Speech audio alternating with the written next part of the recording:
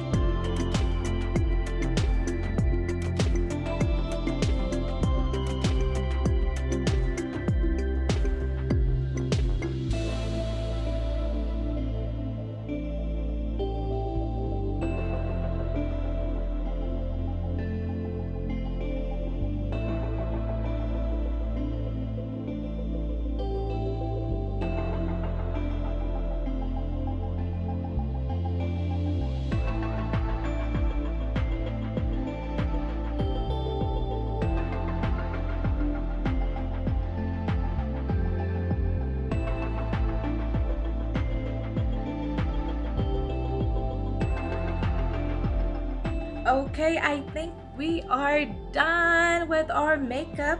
Let me finish my eyes and then I'll put my costume and the hair and I'll be back.